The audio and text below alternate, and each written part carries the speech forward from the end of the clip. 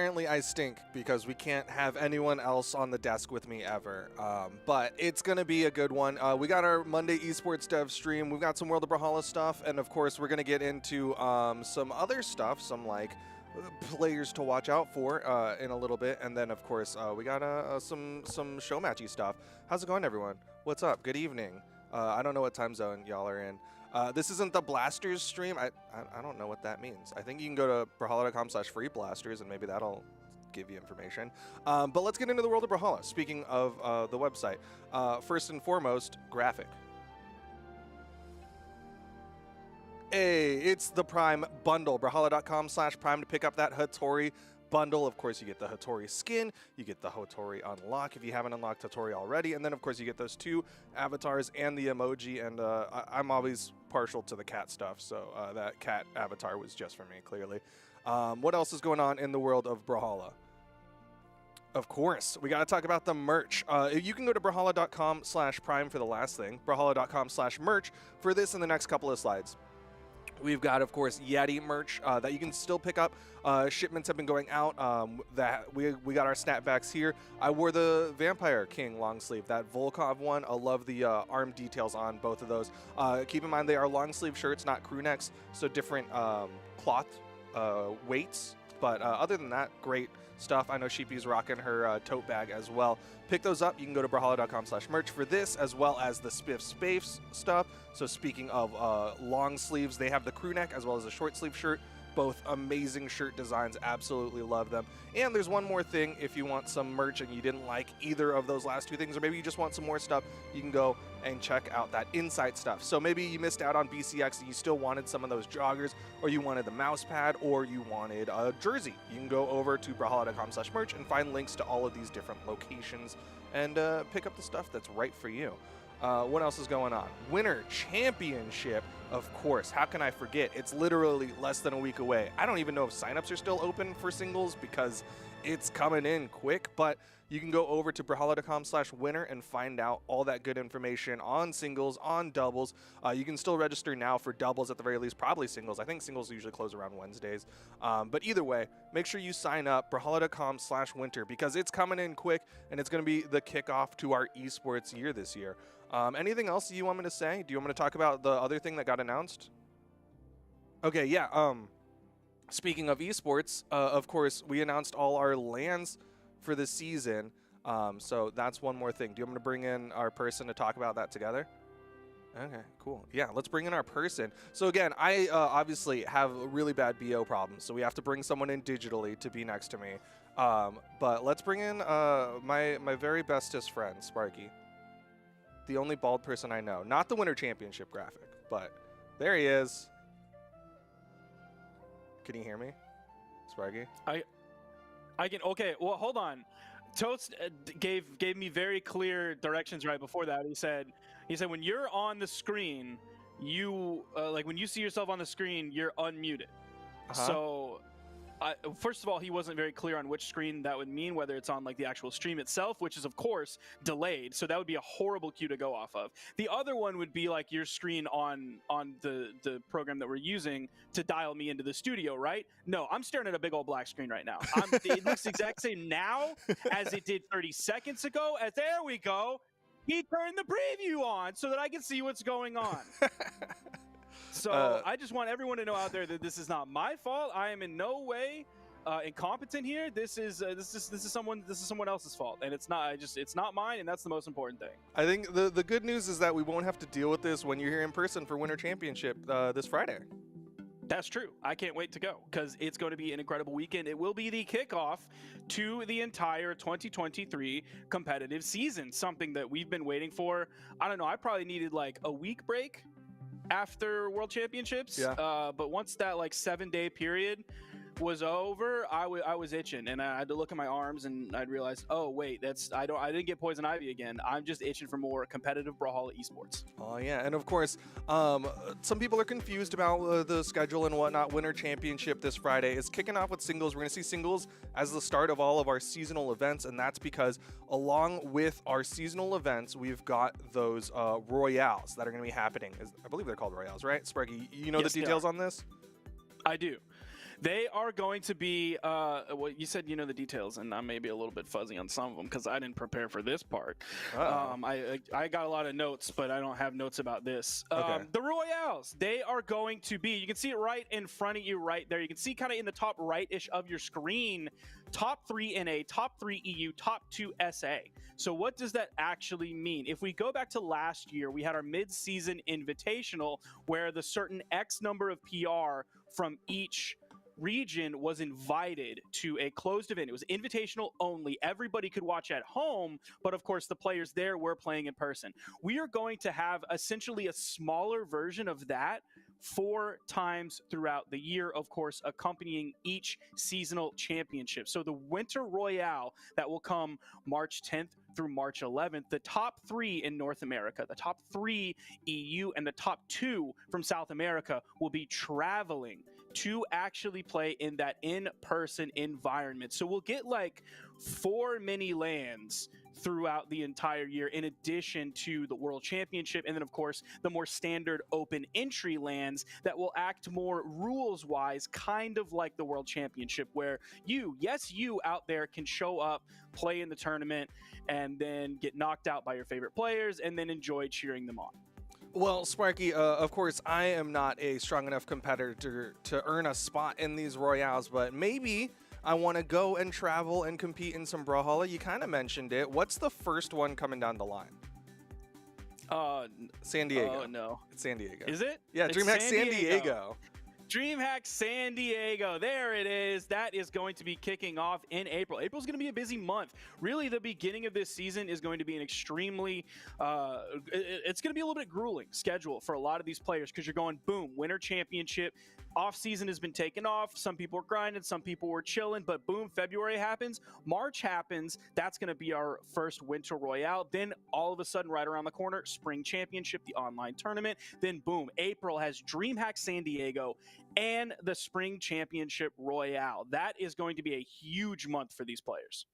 Okay, on that note, I do need to address chat. Hey, all of you asking for buffs and nerfs.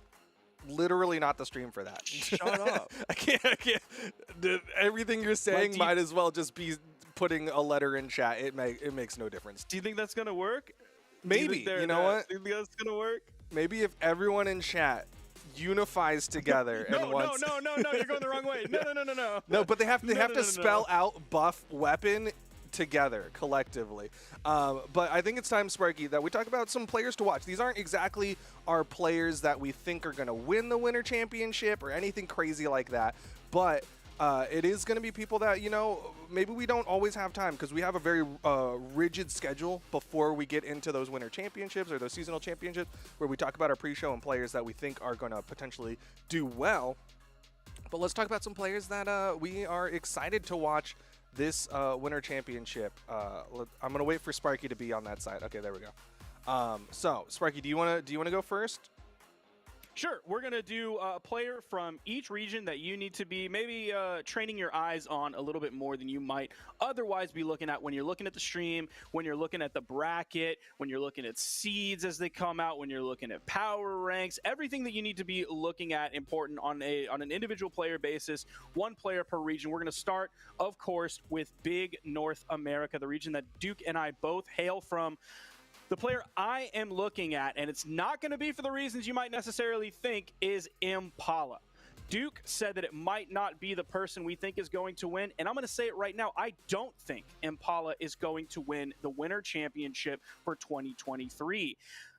Because Impala, to me, right now, in this exact moment, until we see anything more from Impala, he is essentially a series of qualifications. For me, it's all about, does he have what it takes to keep it up after winning the World Championship, reaching essentially Brawlhalla's peak, and then all of a sudden you have this off-season break in between. Are you playing? Are you not playing? Now, if we're looking at the ranked grind from Impala, I'm seeing not a lot of grinding there coming on. He's at 49-8 right now in the ranked ladder, which, yeah, that's a pretty good ratio, but that is 57 games. That's not a lot, but again, a player of qualifications. I'm qualifying that with he has played 3 tournaments since BCX. Got 13th place at INSIG Resistance. Don't really know what happened there. Did lose 0-3 to Dog, but got first at the Minotaur Cup 1v1, and then also first at Uray's Level 100 Showdown.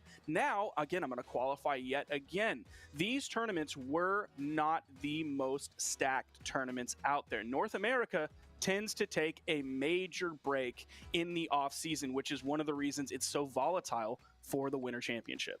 I think the biggest thing for me with regards to specifically Impala is, like, if you look at last year's performance, he did not podium once. He's not exactly an online performer. I think if we go into San Diego and Impala's there, completely different story. But when it comes to specifically Winter Championship, and then again, this conversation about the offseason, right? Historically, whoever wins the World Championship struggles in the Winter Championship because they're literally partying and riding the high of being the best in the world.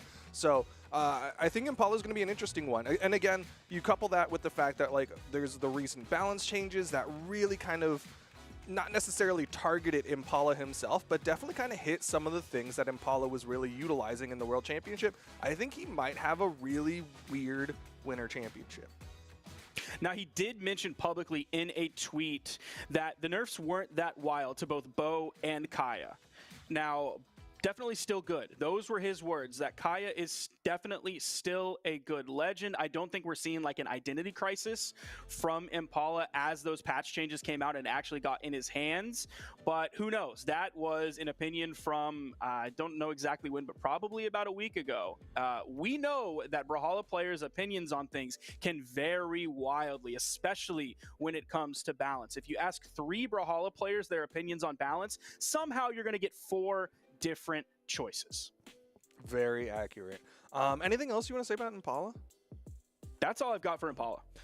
So my person to watch in North America is someone who I reflect on and think that, like, I think almost everyone knows he's really good, but, like, is not talked about nearly enough. And he had an amazing performance. He's continually had amazing performances, and yet still is kind of not really brought into those conversations. And it's almost like a misstep not to at least talk about him here. So let's talk about Stingray, the person who ultimately knocked out Sandstorm in the lower bracket. He had so many clutch moments. I think that's the thing that stands out for me about specifically Stingray is, like, his ability to clutch up in those really tense situations, those last stock reds, not over aggress and make some sort of mistake. Instead, he's able to clutch up and get those W's when he needs to. And I really want to see how well he'll do this year. Now, if we're looking at some off-season coming out from Stingray, we do see INSIG Trials as about mid-December, a little bit over a month after the World Championship, and of course Stingray coming in 5th there. So maybe would have expected a little bit better placement from him in that off-season tournament, but still, it is that off-season. It all depends on what he's going to bring to the table for Winter Championship. Now, we know that Stingray has been making some really solid YouTube videos, but they haven't necessarily been that, like, ranked grind video. It's been more instructional. So I don't know where the focus has been specifically for Stingray in putting out that YouTube content that maybe the layman themselves can enjoy more than necessarily the greatest hardcore Brawlhalla player. Balancing that with, like, the actual real tough matchups in scrims, that really high level ranked. You're seeing on the screen right in front of you there. You see basically in the middle of the screen INSIG Trials coming in 5th place there after that 4th place finish from the World Championship. Now, Lance has seen a little bit of nerfs coming out. I don't think that would necessarily affect Stingray as much, though he is a player that's, like, heavily focused on movement. One of his more recent videos that I watched was, like, all about movement and movement and movement. And one of the things that was nerfed a little bit in the Lance kit was your ability to control your movement after you've thrown out that move, being able to fade in and out after you throw out, like, that Lance side air, something like that. I don't think it would necessarily affect him the most. We do know he also, aside from being a Lance player, is also a Vector player, so we could see some of those Vector changes coming into play. Whether or not that's a legend worth picking up now in current meta, given that Bo did receive some nerfs, but they weren't so crazy. So yeah, the Stingray is, I think you're definitely smart to bring him up as a player to watch. Yeah, I think the one thing that I want to keep an eye out on him for specifically is he tweeted out that this is potentially his last year of Brawlhalla competitive. He is going to be heading off into college, and he won't be able to be bringing his setup to his college. So he's I think he wants to go out with a bang, and I want to see him personally go out with a bang if this is going to be truly his last year. But of course, we'll have to wait and see how Winter Champion shakes out, because it is going to be the start of our esports year this year. But Sparky, I think it's time to talk about EU.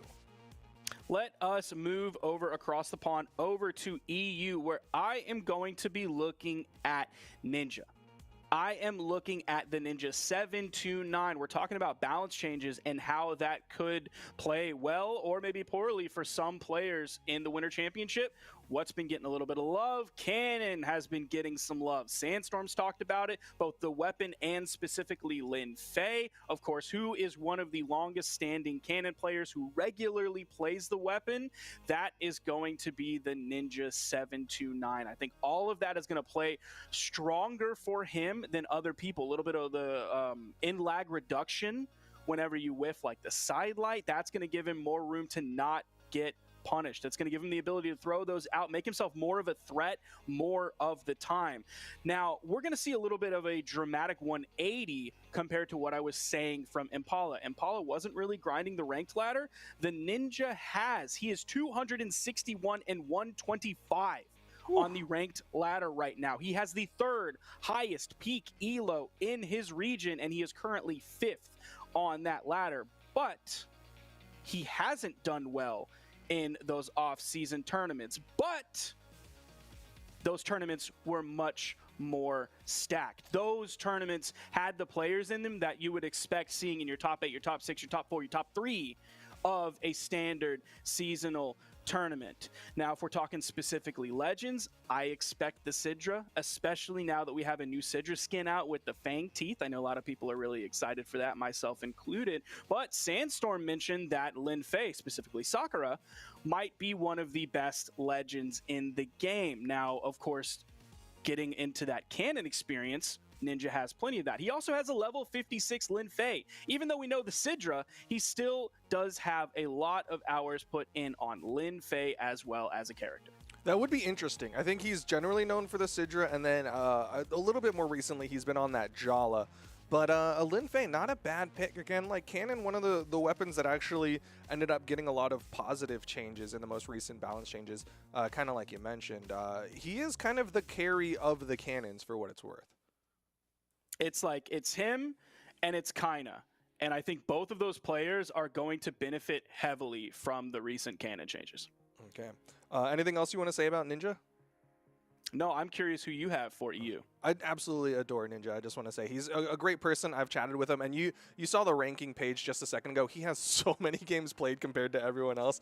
Okay, so this pick for me for EU isn't necessarily a 1v1 pick. Usually when we come into these conversations, we're generally talking about 1v1s, who to look out for and whatnot. But given the circumstance of like this is the Winter Championship, the kickoff for the year, and just kind of like people to look out for in general, I went with Fozy. Fozy's a pick who I think if he's not on your 2v2 team, you should be scared. He did so incredibly well this past year in the 2v2 space, teaming up with a multitude of teammates and doing well with basically all of them. Did amazing with Godly, did amazing with Simple. He's been doing well in the 2v2 space.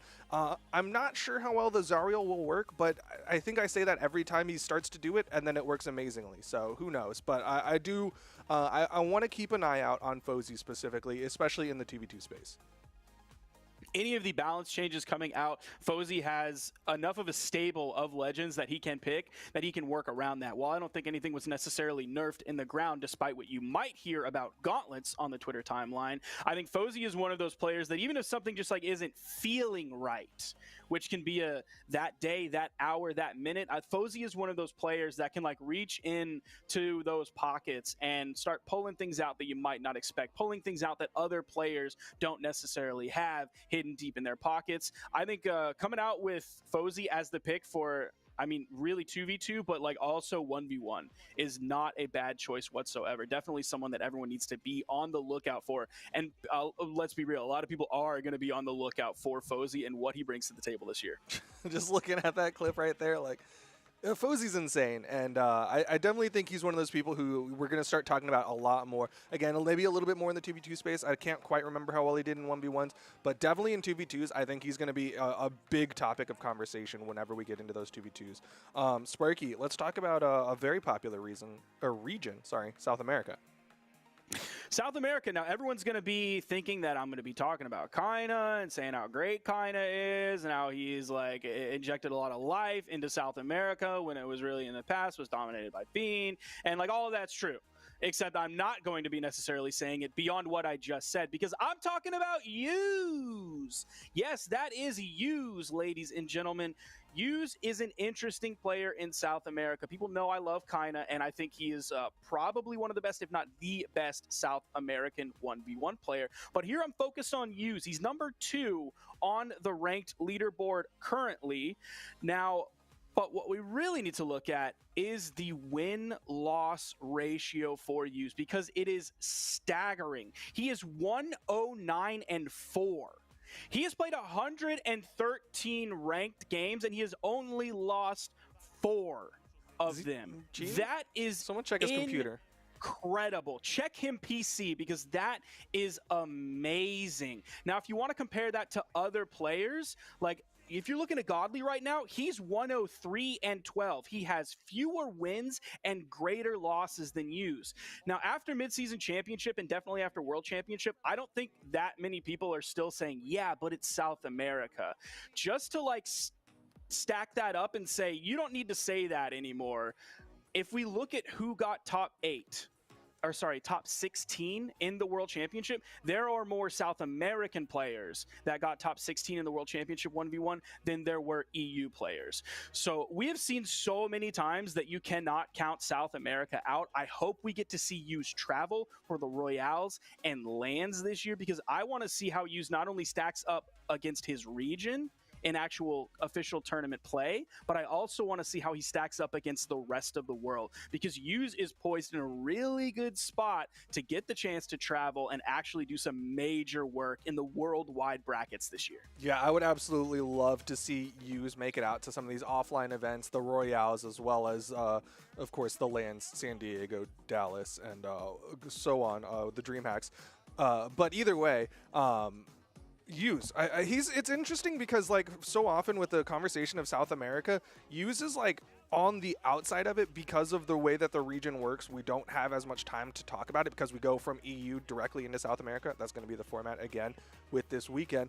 So we only get like a brief moment to be like, hey, here's the update of what's going on in South America. So Use kind of gets slept on a lot of times, but a really interesting pick from you, Sparky.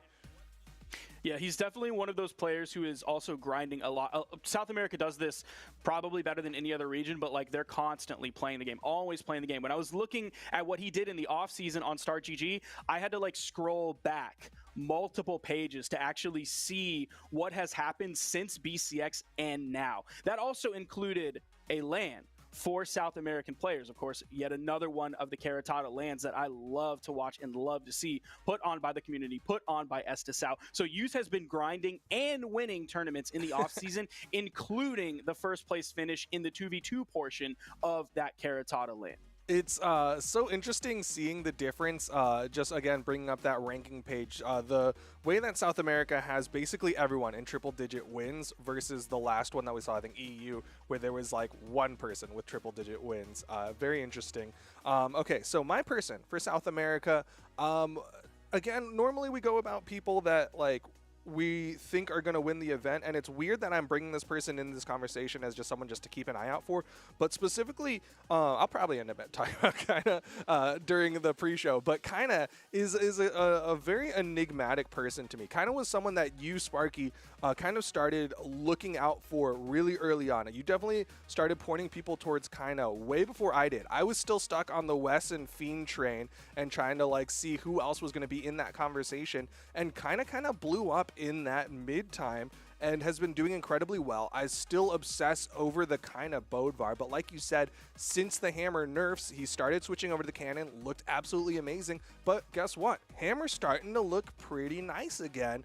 I'm really looking forward to seeing what Kaina's going to be doing. Will it be the Hammer? Will it be the Hattori? Will it be the Sidra? What's he going to be bringing out for the Winter Championship? I'm glad you bring up both of those legend choices, or really weapon choices, of the cannon and the hammer, because both of them are starting to look really good. Cannon was in an interesting spot. We didn't see too many people beyond like Kaina and the Ninja playing it, but really beyond balance changes, what I'm looking for from Kaina this year is just maturation as a player, because that was, at least to me, sitting out in the audience at the World Championship, that's what he didn't have when it came down to those clutch moments in the World Championship. He seemed worried. He seemed a little bit panicked. He seemed like he was just fishing for whatever opportunity he could find, but not necessarily, like, it seemed like he had blinders on. And I think once he matures more as a player, gets more of those experiences under his belt, he will be a top contender in the entire world, not just South America, not just the western half of the globe, but literally the entire world, every region. I think Kaina is a threat. Okay, we're going to have to shorten these next two. I'm sorry, you regions constantly get shafted in this regard, but we are starting to get close on time. So let's talk about Sire real quick from the Southeast Asian region. Sire is number 3 on the ladder right now, 3rd highest peak elo. He is a top 4 Southeast Asian player. Most people probably really got to actually see him at the mid-season championship, where he was definitely a different caliber of player from a lot of the people that were there. You were seeing some of the best, also, I mean, kind of the best players in the entire world. And Sire, he was kind of on the periphery of that, but he really proved that he has a lot in the tank there. Again, a player that I want to see mature over time. He's in the ranked leaderboard. He had a strong 2022 where he was in and out of top 3. And when I say out of top 3, I mean like 4th place or 5th place. It's not like he's getting 3rd and then he's getting 27th on the regular. So he's like in and out of being a top 4 player in Southeast Asia. I hope we get to see more of him this year. He had a 2nd place in the INSIG SEA showdown, and then 4th most recently in the Jerry Cup off-season Brawlout. So he's been playing in the off-season. I'm feeling good things for Sire this year. Don't know if he can grab a gold medal, but I'm feeling good stuff for him. Okay, on my side, I'm admittedly, my knowledge of the Southeast Asian region has fallen off. It's generally just been like, I like Tiger. I think Dolan is cool. I like Himwee and Sire in doubles. But one person who I personally I need to learn more about is this player known as Reaper, an absolutely amazing competitor, has done incredibly well for himself in the Southeast Asian region, but I have to admit that I honestly don't watch enough of Reaper. I don't know what Reaper really brings to the table to make him such a dominant force when he's competing in the region. We'll see what he brings to the table this season. Now, I do love that we are getting to see a little bit more of Southeast Asia. We're seeing some more community tournaments. I know Sandwick has been pushing, like with the INSIG SEA Showdown. Love what INSIG is doing with other regions. Love to see those players included so that we can see more of them. Because if a tournament's not being streamed, look, I'm going to be real with you. It's all but impossible to find it unless I'm joining a million different lobbies. And I'm going to be real, at the end of the day, I'm not going to do that. So it's great to see these community tournaments showing other regions. Because, yeah, Southeast Asia is more than Tiger. We all know that. We've known that for a long time. So it's good to see in things like the INSIG SEA Showdown and other community tournaments. Like, you're seeing several there that were at the end of last year's competitive season. So yeah, it's a year to like learn more about SEA and Australia and see what they bring to the table that other regions may not bring to the table, and then how they stack up, especially with the Royales. This is going to be one of the best chances for us and SEA to fight against the other regions more than just at the World Championship. Are they going to are they in the Royales? I forgot. Bring up the graphic. I thought it was 3 NA, 3 EU, 2 South America. My bad. It's SA. The lands! They can come to DreamHack. Yeah, they can go to the 3 lands. And one's in EU. Yeah. But we got one more region to talk about. Australia. Sparky, go for it. It's easy. We need to wrap up on time, and I'm going to make this one real easy. When I was thinking about this one, I decided to look at Kyler Alice. Everyone's going to be like, well, okay, we've seen Kyler a million times, but I think this Kyler might be a little bit different, and it could be good and it could be bad. We'll see. Let's bring up that tweet, because I saw this tweet and I was like, I'm sold. My player to watch this year is Kyler Alice. 2023 goals, 6.0 GPA or They higher. go that high? I'm from North America. I don't know if that's real or not. Keep gym progress, great. Keep enjoying streaming, great. Break my shell, love it. Try at least 3 new things, fantastic. Have at least 1 good picture, well, most pictures that I see of Kyler Alice are great. Not give a hoot, love that one. And then on the last one is like myself. Now you're looking at that, you're being like, why is he bringing this up? Because Brawlhalla is not on there. And you know what?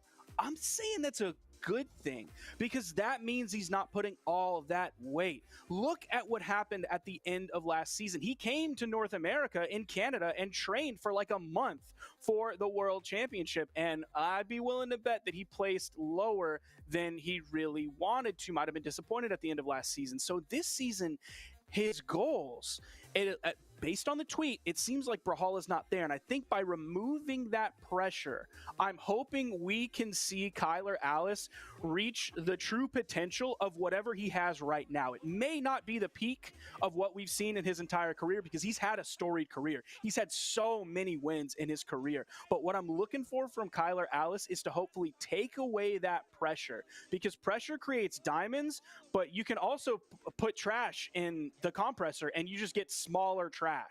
So, Duke, who do you have for the Australian region? Yeah.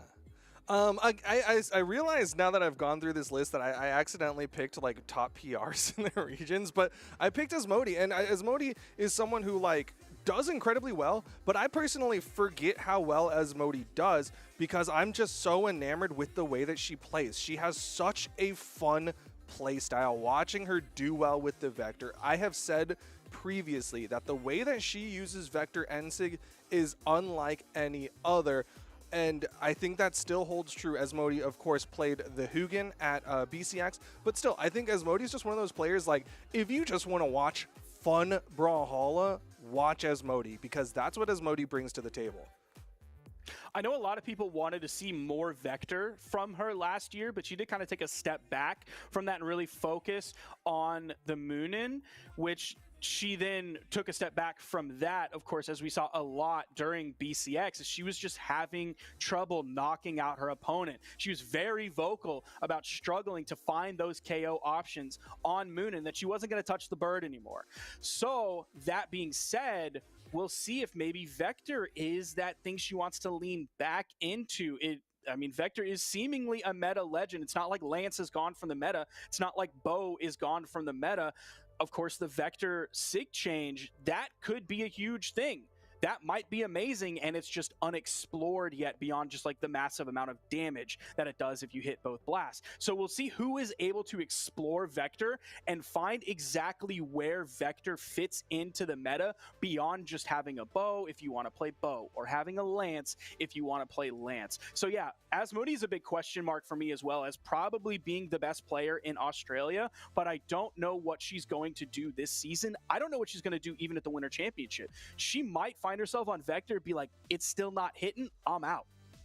Well, it's time for some fun gameplay, as it's time for y'all to challenge Impala. Those are some players that we just talked about, some players to watch, maybe not necessarily our picks, and we'll probably say some different stuff during the pre-show, or maybe I'll say the exact same stuff because I'm dumb and I just picked names that I thought were cool.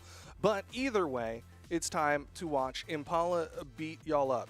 The more angry y'all are in chat, the more I want to see y'all in this upcoming lobby. Yeah, I mean, if you're gonna sit and talk in chat, if you're gonna be behind the keyboard, you better be smashing the button to join the lobby and get your butts whooped, because that's really what I'm looking for here. There you see it on the screen. It's crazy how he is PR2 after the World Championship. Like, I know it's not that crazy because it's, at the end of the day, it's just math, but it's crazy how far he jumped up from winning the World Championship. I mean, like, he was, what, PR 13 or seed 13 at the World Championship, and then he goes home with the gold medal. He's the best in the world, and then he's just number 2 in North America. That's definitely a huge jump, but I think a lot of people are going to be looking out for him. I mean, yourself included. You brought him up in your people to watch for this Winter Championship. Yeah, the only person in front of him on the PR is going to be, of course, Luna.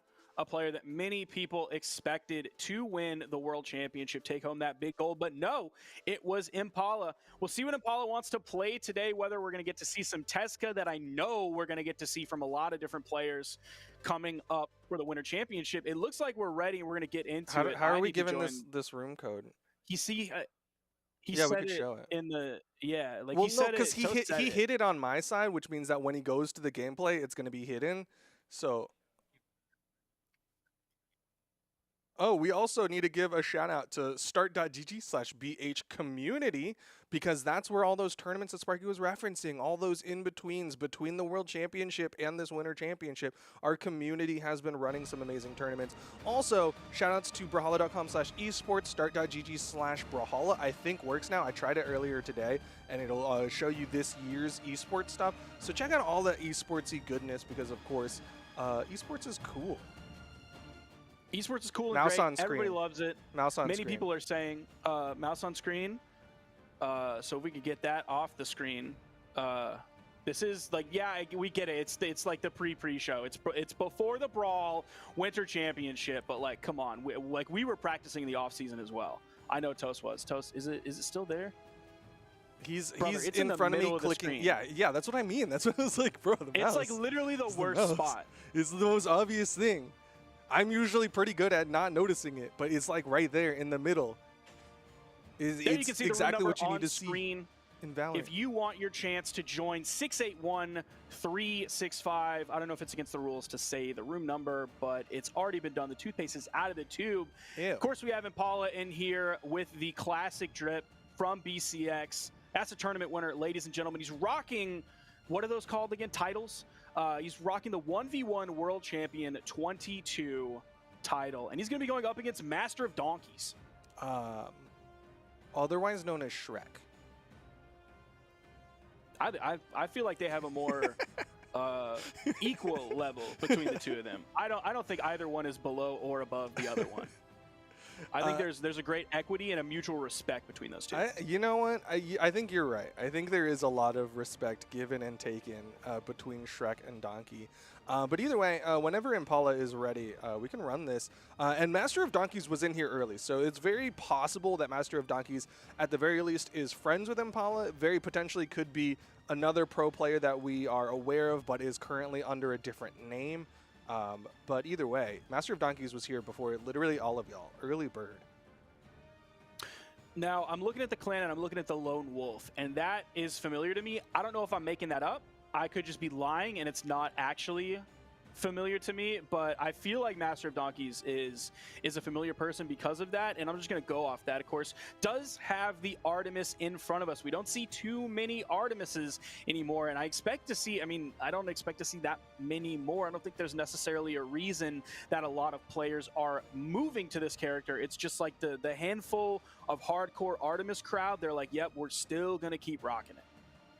Yeah, I think Artemis is one of those people. Like, it's weird because Artemis, I think, actually has like a really, really high play rate. Like Artemis, there are a lot of people that are like ride or die Artemis fans, but when it comes to specifically competitive, you don't see too many Artemises out there. It's like occasionally you'll see someone who likes high speed go over to the Artemis, but like not often. So we're going to be getting into this one. This is the first game for Impala. Don't know if he warmed up before. We're starting on small Brawl Haven. So, of course, we're going to see early knockouts coming out. Impala just going to stand still, throws out the kiss. Not really sure where that kiss came from after hitting the neutral light. Don't know if that was did you not hear it? Do you have sound? Yeah. Oh, because he interrupted Master of Donkey's kiss. Oh, that I didn't see. Yeah, he came in and lighted, and is he help? He's literally okay. I was like, that down light kind of saved them, but either way, Impala still goated with the sauce. Off stage, took out Master of Donkey unarmed. Hardly touched whatsoever. There's of course the side light, goes into the neutral air, doesn't like back up and try to go for anything big. Just a nice little two-piece, getting what he can take. Ooh, good avoidance from Master of Donkey. A classic from the Kayas out there. They love that down sig. Now, one of the things Impala talked about specifically with the Kaya nerfs were that the spear insig and desig and then the bow insig are just a little bit more reactable now. They're still good. Oh, okay, nice little double D light. Taking him up the ladder on the corner.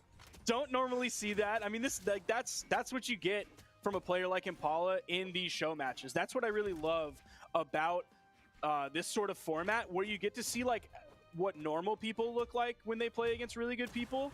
Because, like, if you're looking at a basketball court and you see, like, LeBron James and everybody else that LeBron James plays with, you're like, yeah, those guys are pretty good.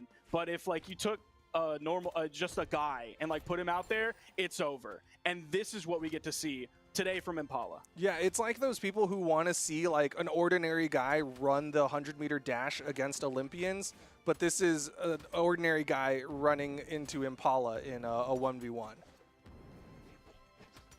Was able to take a stock off. That's pretty big. Let's see if I can find some Brawlhalla information on Master of Donkeys. Oh, snap. Bringing in the player research here.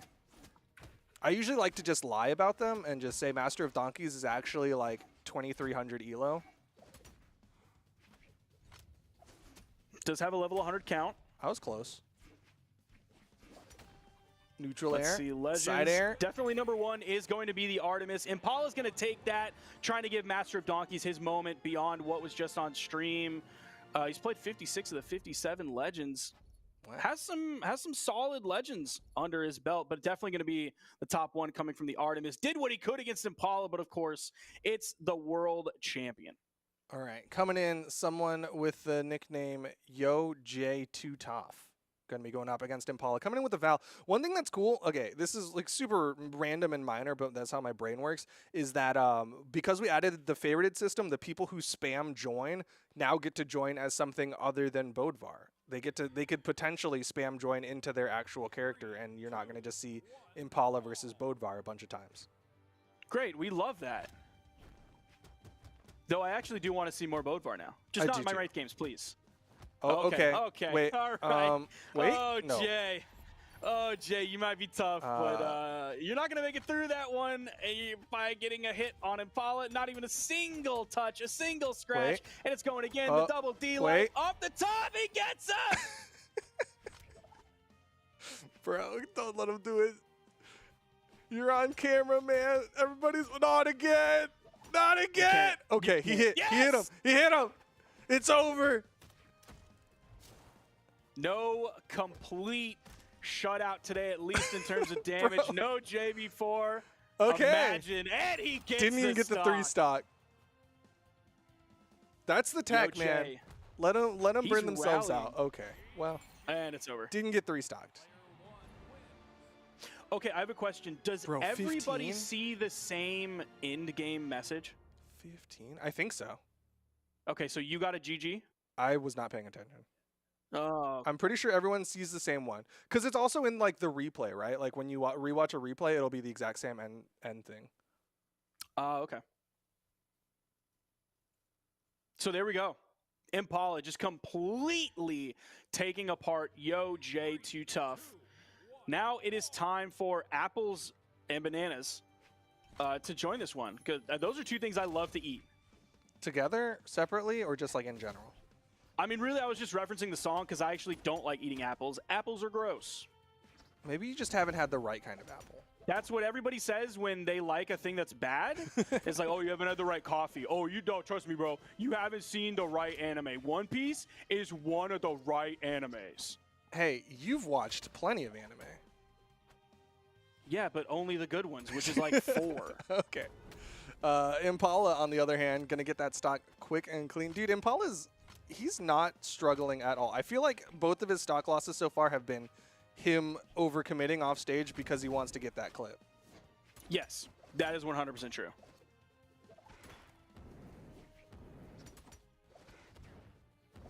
Now, of course, Apples and Bananas not going to be able to fade away as much out of those Lance Sayers like us Lance players used to be able to do back in the golden age. Yeah, a little bit more risk with those side airs, but maybe he'll use That was it a in nice different weapon way. toss. Yeah. I like the arch and Did then a good going job. underneath it. Yeah, he followed it down really well. Uh-oh. Awkward dare there. He's definitely still scrapping, but he is not getting the hits on Impala. He's trying to go for these wake-ups, those like gravity cancels, and Impala going to get a huge punish because of that burned gravity cancel sidelight from Bananas. He's also like making Impala kind of like play the video game in a way that you're more supposed to. than you would expect from like one of the greatest players in the entire world. I mean, really kind of technically the greatest player in the entire world right now. So yeah, like Impala is not able to be as cheeky this game as he was previously. That taunt might have been a little bit premature. Hopefully he doesn't lose the stock off of this edge guard. He's just really happy he hit that down like ground. Oh. Complete annihilation. 109 damage though, higher than 15, but you did get 3 stocked. So like, who's really the better in this case? That's true. But Apples and Bananas was really just, he was fighting for his life on that one. That's pretty much going to be virtually everybody today who is in the queue right now. And it's, trust me, is a long line. At least 30-something people were in this lobby trying to get in. Was that a 3-stock? Yes. And the other 2 might as well have been 3 stocks. No. Hold on. You don't. No. Might as well have been. You can't say might as well have been a 3-stock. They're asterisk 3 stocks. You can only say that when like you're the person who almost got the 3-stock, and then like that's like what you tell your girlfriend after you get out of the rank game. Like, oh yeah, but I mean it was like almost a 3-stock, and then she's like, well yeah, but he knocked you out once, right? And they're like, yeah, but it was almost a 3-stock. Yeah, exactly. Meanwhile, Citrus got game. All right, this is what you were talking about, though, in our little mini pre-show, right? Is like the cannon buffs have made cannon a lot more of a monstrous weapon against a lot of people. I mean, if you're looking at like the raw numbers, it's a buff. It's straight up a buff. But also just like the feel of the weapon. I haven't played too much of it since patch, but it definitely does feel better. Just the general less in lag on whiff just feels better. So you're not just only using that in light as sort of your like defensive option, your offensive option. You don't know what to do, so you're going to throw out that because that one had some not the most whiff lag on the end. That's why you see a lot of cannon players throwing that out. They'll whiff a move and then throw out the neutral light because if they throw out the neutral light, they probably won't get too punished off of it. But overall, the weapon just feels a lot better. Nice in light there to interrupt the side signature that was coming out from Wrestler Panda. The one thing that's interesting coming out from Wrestler Panda is, like, I don't know if he knows his KO tools. Like, he's definitely swinging for those side signatures, trying to take out Impala, but, like, Cannon's got some good stuff. The classics, man. D-Light and Nair. That's always what, like, I think it was the Ninja. Ninja used to complain on Twitter a lot about finding KO options with Cannon, and no disrespect to Ninja, but, like, I was transported back to, like, sitting behind Sandstorm, I think it like DreamHack Montreal, and watching a cannon player on stage and the way that Sandstorm would get impatient and be like, just D-Light Nair him. Just take him out. Right now is the perfect moment to throw the D-Light Nair. Impala is not going to struggle to find those KO options. Even after that neutral signature got a nerf, still a very strong signature. Maybe a little bit more predictable now, maybe a little bit more reactable now, but still a very potent signature. Yo, coming in here, Ripe Dumpling has the fancy border, meaning that he is a top player in his region. Although technically we don't know what region because, of course, they could be coming in from like Southeast Asia and playing on the North American server. But still, very real possibility of a strong contender here against Impala. What's his name? I'm gonna look him up. Ripe Dumpling. That sounds like. I mean, I don't think you're supposed to. Do dumplings get ripe or they're not supposed unripe? to be? Like that's probably a bad thing. That's like when you stink after going to the gym and then you're like, ooh, I smell ripe. Oh, yeah, very, very true. I don't want my dumplings to smell anything like that. Yo, but he's definitely putting up a lot better of a fight. You're not seeing Impala go for the craziness that was the double downlight or anything like that, or those big top-of-the-map elevators. Now, this is going to be a player who is Diamond this season, has only played 10 games. Currently at 2,026 ELO with a peak of 2,026. So currently sitting at the peak of their ranked career. Ripe Dumpling put out a decent amount of damage on this first stock from Impala. Like he's in the orange. Imagine he's just waiting for a cheeky down signature. He doesn't go for it, and I don't blame him. This is definitely kind of a risky spot. He burned a lot of movement going that low, but good movement avoiding that down air. Goes for the downlight there. Interesting option. I think it was Sandwick who was talking about how, like, in terms of just raw damage, downlight recovery is a little bit better, but a lot of players like downlight down air because it gives you this kind of momentum, but doesn't really matter as Impala's still sitting on 3. So the hard thing about D-Light Dare recovery back in the past was you like had to build up enough damage on your opponent that would get you some more stun time on the down air. But beyond that, you also have to kind of hit it at the right angle. Otherwise, you can't steer yourself quickly enough to pick up the recovery off of the bounce. So there's a lot of recognition that comes in the moment. Now, they did increase the stun time on down air on sword, I believe, in the most recent patch. So it's going to be a little bit easier to hit than it used to, but it's still like very positionally based. You have to be able to pick up that dare at the right spot, at the right time, and follow up with the recovery. I think even if Brawlhalla, or sorry, I keep wanting to call him Brawlhalla, Dumpling, even if he had the right angle, or if they had the right angle off of the down air, I think the recovery came through a little bit too late. Yeah, he definitely hit the dare wrong to begin with, but I don't think the recovery would have KO'd at the very least. But right now, Impala, he's just one good touch away. A nair. One hit to denies the JV3. The almost 3 Impala? stocks. Just one hit. Just throw the weapon There you out. go. There you Okay, we have broken the JV3, and it was just in time. Impala picks up the KO off the top. 223 damage. Not bad, right? Dumpling. Yeah, definitely the best showing so far from any competitor has been Ripe Dumpling. Only person to like get a, I guess, official stock. I don't know. People in chat are definitely like, he actually didn't get 3 stocked. No, that's not how that works. No, yeah. Look, we're all. He's the that's world why the champion. He gets as many 3 stocks as he wants. Okay, no, hold on, no. If he earns the he 3 just asked stock, for it. right? No, the he 3 stock. He just got to hit my holy. DMs up, and he gets a 3 stock. The 3 stock is holy. I can get Remix like to come in 3 here stock. and scream annihilation. All right, like we will make it happen. So I'm seeing this name Sopameme, and I'm gonna look it up because there used to be a player Dopameme. Long time ago. I'm gonna say those two are not related. This is a Plat 5 player who is currently at 1961 elo with a 1966 peak. So getting there, almost reaching into Diamond, about 40 elo points away. Let's see if Sopameme can soak up some knowledge here. Maybe finally break through into that Diamond this season. Well, they have the Diamond border, so they got it last season at the very least. Diamond last season, that is true. So far doing, again, pretty decent. Like, definitely on pace to not get 3 stocked against Impala. But usually, like, players who especially, like, lean into this scythe, they want those quick stocks off stage. We'll see if the signatures start coming out. That is a Vulcan classic. Definitely if I'm looking at Wes. Ooh. Play the ball comp. Okay, Impala. All right, so you picking that up there. Gravity cancel neutral signature. Going to send to that 45-degree angle. You might worry a little bit when you pick that up from the middle of the stage, but he was way up there. No shot that doesn't KO. Yeah, Impala definitely looking real strong. Of course, the world champion again. The clash out. Impala still, he's been so good at maintaining stage control against his opponents. Oh, the weapon hit? That was still active? Okay, he's getting around these signatures. Sopameme getting a little bit desperate. He's throwing him out a lot now. Wasn't able to pick up that weapon in time, and Impala gets to it. I don't know if he's going to find the KO. I can't believe Impala found that. Doesn't have the angle. That hurts. That hurts. He is definitely getting very eager for this KO. He does not want to get 3 stocked. You can see the way that he's kind of just going for wake-up sigs, throwing out all sorts of stuff, and Impala's taking advantage of it, using those quick attacks like the Nair in particular to like really interrupt Sopameme. Yo. I don't think he gets the stock. This is our last game. He's got to get the stock here.